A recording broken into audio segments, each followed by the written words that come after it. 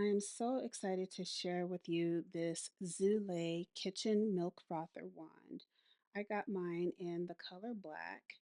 And to start working with this, you want to open up the battery compartment on the back side of the handle.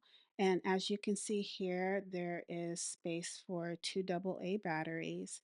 To start the wand, you just press the button at the top, and to stop, you let the button go.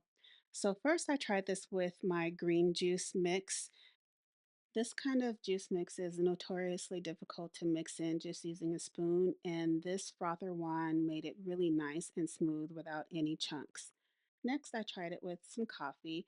After brewing my coffee, I poured in the milk and used this frother wand, and it mixed everything up nicely, and it even made a nice foam cap at the top of my mug.